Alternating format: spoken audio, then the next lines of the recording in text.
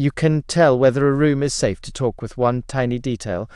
Most people miss a subtle shift in someone's voice that your brain notices before you even realize it. When that tone softens, steadies, or becomes more responsive, it's not random, it's a quiet signal that your words won't be punished. But miss it, and the conversation can tip into silence you didn't see coming.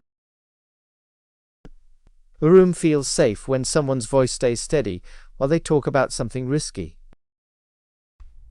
That steadiness shows up as small changes in pitch, speed, and pauses.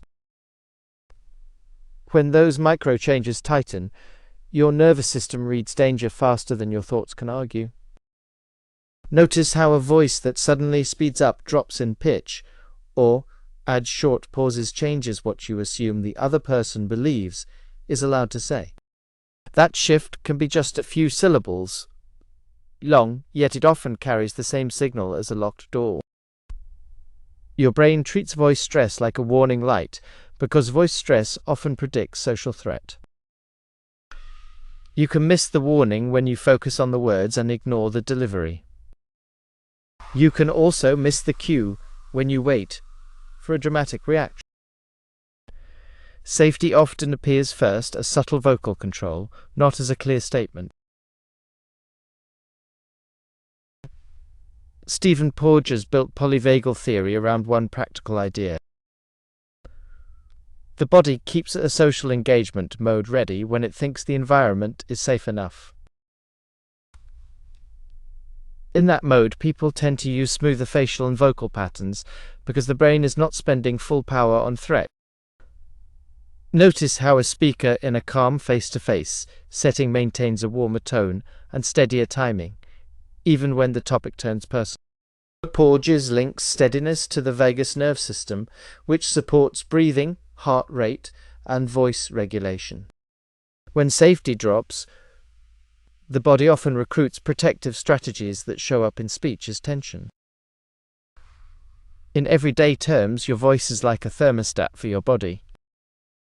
When your body is not bracing, your speech sounds less guarded.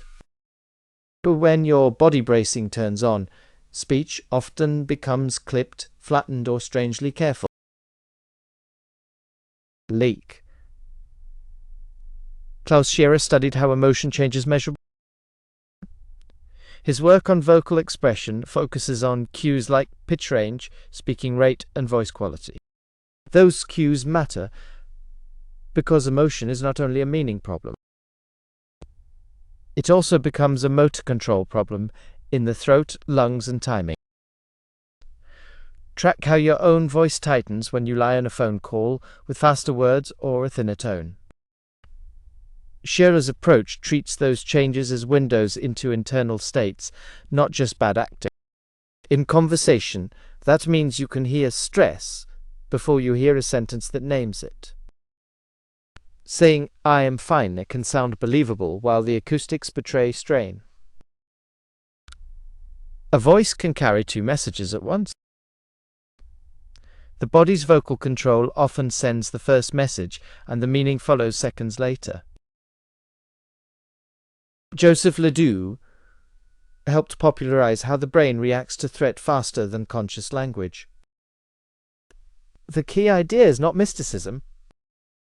It is speed. Some threat signals reach defensive circuits before you can fully interpret the situation. Consider how your stomach drops before you even find the exact reason. Then your speech becomes careful. LeDoux's framework fits the way vocal stress arrives early in conversation. When someone hears danger cues, their body may shift speech timing first, while their explanation takes longer. That is why voice can act like a repair cue in the social world. You do not need an obvious argument. A tiny hesitation in tone can reflect that threat processing already turned on. Caroline Bachorowski and Michael Owren studied how vocal expressions, including laughter, differ with emotional state. Their work highlights that laughter is not only a social signal. It also carries acoustic fingerprints that reflect what someone feels inside. Notice how a forced laugh sounds different from a relaxed one, even when it lands in the same moment. Bachorowski and Owren show that acoustic details can reveal mismatch between what people want to show and what their body is doing. In a conversation, that mismatch can reflect uncertainty about safety. You might still hear jokes and polite phrases, yet the voice can betray hesitation. The room can feel safe enough for humor, but not safe enough for honesty. Those gradations often show up in vocal micro-events like a laugh that ends too quickly.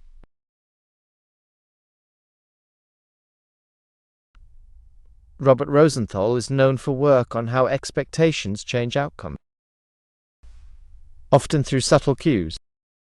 In communication settings, tone and delivery can feed those expectations. If your voice sounds guarded, listeners often treat you as less safe and less trustworthy. Notice how a teacher who speaks with even pace and warm tone pulls questions out of a quieter student. Rosenthal's expectation ideas suggest that cues like tone can steer what others believe is safe to reveal. That means your listening for vocal micro changes is not just empathy. It is also prediction.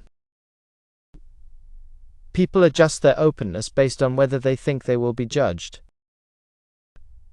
Voice steadiness can act like the permission slip for more candid speech. Voice tightness can quietly cancel that permission. Baron-Cohen studied how humans interpret social signals and detect what others mean.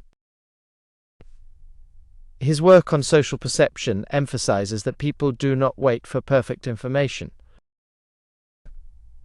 They use small cues to decide whether a situation matches prior experience. Track how your brain can misread a neutral sentence as hostile when the tone rises sharply or shortens too much. Baron-Cohen's social cognition framing helps explain why vocal changes matter. The brain treats voice cues as fast evidence about intent and safety. If you ignore voice, you lose a major data stream. If you overfocus on words, you can miss the hidden verdict your brain is already forming. The smallest change in pitch or pause can steer that verdict quickly. Gunnar's research on stress in children shows how threat states shape timing in behavior and attention.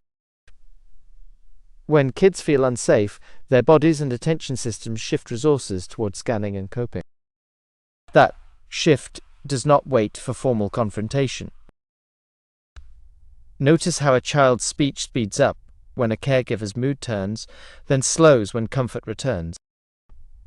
Gunnar's findings connect stress biology to observable patterns. In conversation, can show up as vocal timing changes long before someone says, "I am scared" out loud. Even adults show a similar logic. Your voice can reflect whether the conversation is a for safety or a for survival, even when neither person uses those words. A subtle vocal change can tell you the room has moved.